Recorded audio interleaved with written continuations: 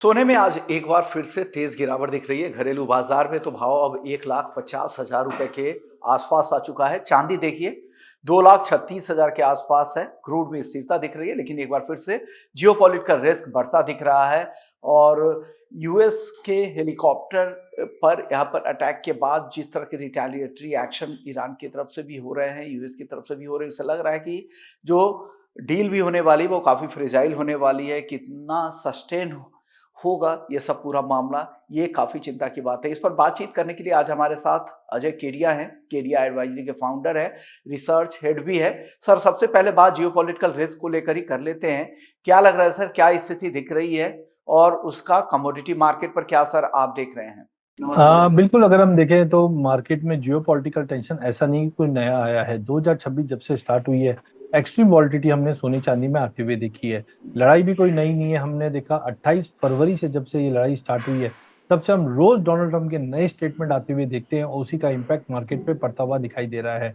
हमने देखा कि अब ईरान और लेबनान के बीच में जो कंसर्न्स है उसको रुकाने की काम कर रहे हैं डोनाल्ड ट्रंप, और इजराइल को फटकार भी लगाते हुए दिखाई दी कि हम अब ईरान के साथ कहीं ना कहीं पीस टॉक चल रहे हैं, आप थोड़ा सा इसको शांति रखिए। बट हमने देखा इजराइल बहुत ही एग्रेसिव मोड पे आ चुका है, जिसके चलते मुझे लगता है ये मोमेंटम है। खास करके डॉलर इंडेक्स 100 के पार आ चुका है, जिसके चलते हमें लगता है कि गिरावट और ज्यादा बढ़ती हुई दिखाई देगी। हालांकि शाम को सीपीआई के नंबर जो है वो तय करेंगे कि आगे की रणनीति क्या रहेगी, क्योंकि 3.8 से इन्फ्लेशन अब 4.2 की तरफ बढ़ रहा है। और अगर इन्फ्लेशन ऐसे ही बढ़ेगा तो हम देखेंगे रेट कट नहीं, रेट हाइक की पॉसिबिलिटी बढ़ जाएगी विस्फोटन। और मुझे लगता है सोना पिछली बार की तरह वापस 3500-3600 का लेवल भी दिखा देगा। बट एज ऑफ नाउ 4100 का सपोर्ट है, शाम के इन्फ्लेशन के नंबर है, और 17 तारीख को जो फेड की बैठक होगी और ज्यादा क्लैरिटी देती हुई दिखाई देगी। अब देखते हैं क्या स्थिति होती है सर। आपकी एक रिपोर्ट आई है चांदी को लेकर, काफी एक्सटेंसिव रिपोर्ट है सर। उस रिपोर्ट में क्या खास है और कौन से लेवल्स आप दे रहे हैं चांदी को लेकर? हाँ बिल्कुल, ये हमने टेक्नो फंडा पे एक रिपोर्ट बनाई थी जहां पे हमने देखा इलियट वेव्स बता रहा है कि सोने में तो गिरावट हो चुका है, बट अब चांदी की फॉलोअप है। वहां पे हमने एक रेशियो में देखा कि पिछले साल आज के दिन ही रेशियो 105 के करीब था। वहां से जब रेशियो 105 है, मतलब चांदी सबसे सस्ती दौर पे थी, और वहां से हमने ये रेशियो फरवरी में 43 का लेवल टच करते हुए देखा। और अब मुझे लगता है कि ये रेशियो दिखा रहा है कि 72 तक बढ़ेगा। रेशो में तेजी आने का मतलब है सोना आउट परफॉर्म करेगा चांदी को। बट सोना तो वैसे भी गिर ही रहा है, क्योंकि इन्फ्लेशन बढ़ता है, डॉलर इंडेक्स में तेजी है, रशियन सेंट्रल बैंक बेच रही है, हालांकि चाइना बाय कर रही है।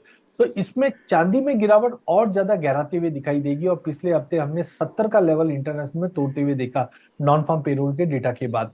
तो मुझे लगता है 70 के नीचे 62 और 62 के नीचे $53 तक का लेवल हम चांदी में देख पाएंगे, जो डोमेस्टिक मार्केट में लगभग 2 लाख 10 हजार का लेवल मिल सकता है। क्योंकि डोमेस्टिक मार्केट में रुपए की गिरावट और ड्यूटी डिफरेंस की वजह से हम इंटरनेशनल के मुकाबले यहाँ पे कम गिरावट देख पा रहे हैं। बट ओवरऑल रिपोर्ट के अनुसार जून जुलाई अगस्त तक मार्केट में गिरावट रह सकती है। बट सितंबर अक्टूबर से एक अच्छी नई और बड़ी तेजी की तैयारी चांदी करते हुए दिखाई देगी। ओके, तो जो भी गिरावट है जून जुलाई अगस्त तक रहेगी, उसके बाद सितंबर से नए सिरे से खरीदारी की शुरुआत कर सकते हैं। और इस गिरावट में जो केडिया जी की पूरी रिपोर्ट है, एक्सटेंसिव रिपोर्ट है, उसमें ये कहा गया है कि घरेलू बाजार में 2,10,000 रुपए तक भी चांदी नीचे आ सकती है। तो फंडामेंटल और टेक्निकल दोनों आधार पर ये टेक्नो फंडा रिपोर्ट है। सर, आप कुछ ऐड कर रहे हैं? देखिए, इसमें एक चीज और मैं बताना चाहूंगा कि एक कोई भी असेट क्लास की एक साइकिल होती है। जनरली तो हम देखते हैं, अभी 2-3 सालों में हमने बड़ी तेजी देखी थी तो ऐसा लग रहा था कि बहुत बड़ा करेक्शन आना चाहिए, आ भी रहा है। बट इसको मंदी की दौर मत पकड़ लेना, बिकॉज 2008 में भी हमने ऐसा ही मूव देखा था, 2022 में भी देखा था। तो मुझे लगता है ये नई शुरुआत होगी, क्योंकि अभी आप देखिए इन्फ्लेशन बढ़ रहा है, इसके लिए रेट हाइक कर रहे हैं। बट ऊंचे रेट हाइक पे इकोनॉमी ग्रो नहीं कर सकती है, तो टेम्पररी हम रेट हाइक देखेंगे। बट 2027 में जैसे एग्रेसिव रेट कट की बात आने लग जाएगी, तब सोने में और खास करके चांदी, क्योंकि इंडस्ट्रियल मेटल है और क्लीन एनर्जी में सबसे ज्यादा उपयोग होता है, तो एक लंबी तेजी आ सकती है जो डबल या 2.5 टाइम्स भी करंट लेवल से जा सकता है। तो ध्यान रखिए, ये टेम्पररी गिरावट है। सर, गोल्ड में उतनी गिरावट आपको नहीं दिख रही है जिस तरह की गिरावट का अनुमान आप लोगों ने चांदी में लगाया है? पहला, चांदी चंचल है और इसमें हम देखते हैं 56% इंडस्ट्रियल डिमांड है। जिस ढंग से एनर्जी कॉस्ट 50-60% बढ़ गई है, तो इम्पैक्ट चांदी पे ज्यादा है। सोने में आप ये देखिए as of now property market, crypto market, currency market सभी टूट रहे हैं। उसकी वजह से लोग सोने में आज भी इन्वेस्टेड है, बट थोड़े बहुत डर जरूर है। तो मुझे परसेंटेज टर्म में चांदी ज्यादा खराब दिखती है सोने के मुकाबले। तो हो सकता है सोना भी नीचे में आपको 3450 3500 दिख जाए, बट सोने में बाइंग वापस लौटेगी, क्योंकि अब डी डॉलराइजेशन टर्म जो चल रहा है, इससे काफी इकोनॉमी क्या कर रही है, डॉलर से दूर हट रही है। बट डॉलर से दूर हटेगी तो कुछ ना कहीं तो निवेश होगा। तो आप ये देखो कि वर्ल्ड में पहली बार ऐसा हुआ है कि जो रिजर्व करेंसी के तौर पर डॉलर को देखा जाता था वो ड्रॉप हुआ है और सोने ने उसको रिप्लेस कर लिया है। तो लॉन्ग टर्म यस, सोने में बहुत मजबूती है चांदी के भी मुकाबले। इसके लिए चांदी गिर सकती है थोड़ी बहुत इंडस्ट्रियल डिमांड को डेंट पड़ने की वजह से, इन्फ्लेशन की वजह से, बट सोना काफी स्टेबल रहेगा as compared to silver. Okay, तो सोने में स्टेबिलिटी आपको ज़्यादा दिख रही है, चांदी कमज़ोर दिख रही है। वो जो कमज़ोरी होगी जून जुलाई अगस्त तक पूरी हो जाएगी, सितंबर से नए सिरे से चांदी में तेजी होगी और वो फिर आपके लिए खरीदारी का मौका भी हो सकता है, इस रिपोर्ट में कहा गया है। सर, कच्चे तेल की बात करते हैं। कच्चा तेल हालांकि आज स्थिर है, क्या लग रहा है कच्चे तेल का अगला एक्शन क्या होगा? $91 के आसपास ब्रेंट क्रूड का भाव है, क्या करना चाहिए? जो ट्रेड कर रहे हैं उनके लिए क्या सलाह है? कच्चे तेल में मुझे लगता है कि 90 के नीचे ब्रेंड जाएगा नहीं, 105 के ऊपर जाएगा नहीं, एक रेंज में रहेगा। बिकॉज अभी भी जैसे ओपेक ने कहा कि हम प्रोडक्शन और बढ़ा देंगे, लेकिन आप समझिए प्रोडक्शन का कंसर्न नहीं है, प्रोडक्शन है हमारे पास भी, लेकिन ये सप्लाई का कंसर्न। आज ब्लैक सी मतलब रशिया यूक्रेन का वॉर 4 साल से चल रहा है, वहां से शिपमेंट्स में डिले है, फ्रेट बढ़े हुए, इंश्योरेंस बढ़े हुए। और मिडिल ईस्ट में भी स्टेट ऑफ हॉर्मोज 8 अप्रैल से बंद ही है एक तरह से। डोनाल्ड ट्रम्प बार बार में कोशिश कर रहे हैं बट अभी भी बंद है। तो मुझे लगता है कि कच्चा तेल अगर लड़ाई कल की डेट में खत्म भी हो जाए, तो आप ये मान के चल लेना कि कहीं ना कहीं जो एनर्जी इंफ्रास्ट्रक्चर पे जो हमले हुए, डैमेज हुए, उसको रीस्टेट करने में समय लग सकता है।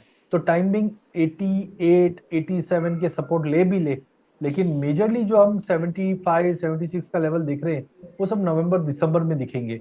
तो कच्चे तेल में अभी मुझे लगता है डोमेस्टिक मार्केट में भी 8000 से 9500 का एक ब्रॉडर रेंज रहेगा। हालांकि डोमेस्टिक मार्केट में रुपए की गिरावट कच्चे तेल को थोड़ा सपोर्ट कर देगी, बट कुल मिला के मुझे लगता है कि मार्केट में कच्चा तेल अभी भी एलिवेटेड लेवल्स पे ही रहने वाला है। ओके, तो एलिवेटेड लेवल्स पे रहेंगे, ऊपर की तरफ रहेंगे, 8,000 से लेके 9,500 ये दायरा है। इस दायरे में ही क्रूड दिख रहा है, तो ट्रेड वाले इस रेंज को ध्यान में रखें, या तो ऊपर में बेचे या नीचे में खरीदे, इस तरह की राय बना सकते हैं अगर आप केडिया जी को फॉलो करते हैं तो। सर, बेस मेटल्स की बात करते हैं, क्या पसंद आ रहा है आपको? कॉपर, जिंक, एल्यूमिनियम, कहाँ सलाह दे रहे हैं ट्रेड करने वालों को? मुझे लगता है सोने चांदी में जो सेल ऑफ है उसका स्पिल ओवर हम बेस मेटल पे देखें। हालांकि देखिए बेस मेटल मुझे लॉन्ग टर्म अच्छा दिखता है, बट टाइमिंग जो स्पिल ओवर है, मतलब जो गिरावट आ रही है उस पर भी, क्योंकि डॉलर इंडेक्स में रिकवरी आ गई। जो मई मंथ में हमने देखा था कि सल्फ्यूरिक एसिड का जो कंसर्न था वो सबसे बड़ा कारण था। तो टेम्पररी मुझे लगता है गिरावट रह सकती है, लॉन्ग टर्म अभी भी इसमें इंटैक्ट है। जहाँ पे कॉपर मुझे लगता है 1320, आज का लो भी 1315 का ही है जून वायदा। तो मुझे लगता है एक बार 1280 90 तक का लेवल कॉपर में आ सकता है। जिंक के अंदर भी हम देख रहे हैं कि 355 56 तक का लेवल। एल्यूमिनियम में भी अगर हम बात करें तो यहाँ पे जो गिरावट है वो थोड़ी और बढ़ती हुई दिखेगी। हमने करीबन $4000 का लेवल छूते हुए देखा था, 400 के करीब गया, बट अब रिजेक्शन दिखा रहा है। तो टेम्पररी गिरावट आ सकता है यहाँ से समझो 2-4% तक का, लेकिन जुलाई ऑनवर्ड्स बेस मेटल में फिर से रिकवरी बन जाएगी। टेम्पररी फॉल है। ओके, तो ये फॉल देख रहे हैं, गिरावट दिख रहा है, ये टेम्पररी है, शॉर्ट टर्म की है। फिर से जुलाई ऑनवर्ड्स यहाँ पर वापस से बेस मेटल्स में तेजी बनेगी। लेवल्स भी आपको बता दिए हैं केडिया जी ने। केडिया जी, एग्री मार्केट की बात कर लेते हैं। मसालों में आपकी टॉपिक क्या है? कोरिएंडर, क्यूमिन सीड्स और टर्मरिक, इन तीनों पर आपकी राय? 20 तारीख तक मुझे लगता है मार्केट एक दायरे में ट्रेड करता हुआ दिखाई देगा, कोई बड़ी तेजी मंदी नहीं है, बिकॉज मिक्स व्यू बना हुआ है। लेकिन हल्दी मुझे लगता है कि एक स्पाइक आ सकता है, क्योंकि स्विंग के नंबर सामने आने, स्विंग बढ़कर आएगी, बट बारिश की चिंता प्राइसेस को सपोर्ट कर सकती है। तो हल्दी में 16,000 के ऊपर अगर होल्ड होता है तो 16,800 17,000 तक का लेवल दिखा दे। जीरे के अंदर वैसे तो मैं थोड़ा वीकनेस देख रहा था, बट मार्केट में एक अच्छा सपोर्ट आया है, तो ऊपर में 19,500 19,800 तक का टेम्पररी जम मिल जाएगा। धनिया ठीक है, 12,500 से 13,000 के बीच में रहेगा, यहाँ पे बाइंग करके चलिए। वीक जीरा जरूर लगता है अगर 19 के नीचे जाता है, अदरवाइज हफ्ता 10 दिन मार्केट एक दायरे में रहेंगे मसाले। ओके, आखिरी सवाल आपसे ग्वार सीड, ग्वारगम पे भी ले लेते हैं। क्या यहाँ डेवलपमेंट क्या है सर? इस पर टेक्नो फंडा व्यू दे दीजिए एक। सबसे सस्ती कमोडिटी गवार सीड गवारगम में, जिस ढंग से सोयाबीन बढ़े, सोया मिल बढ़े, यहाँ पे चूरी कोरमा की डिमांड या कैटल फीड में अच्छी डिमांड बनी हुई है। एक्सपोर्ट के नंबर सरप्राइजली बहुत अच्छे आए हैं। गवार गम के, जो दर्शाता है कि फंडामेंटल बहुत मजबूत है। एरिया अंडर कल्टीवेशन में इस बार भी ड्रॉप दिखेगा क्योंकि मानसून का इस बार कंसर्न्स रहेगा। प्राइस 6100 का लेवल नहीं तोड़ पा रहा है, तो अभी तो कंसोलिडेशन है, बट मुझे लगता है 5900 के करीब लीजिए। 6100 का लेवल टूटा तो ये 66 से 7000 तक का लेवल हम आराम से अगस्त तक देख पाएंगे। गवार गम में भी 11100 200 तक लेके चलिए, 10800 का स्टॉप लॉस लगाइए।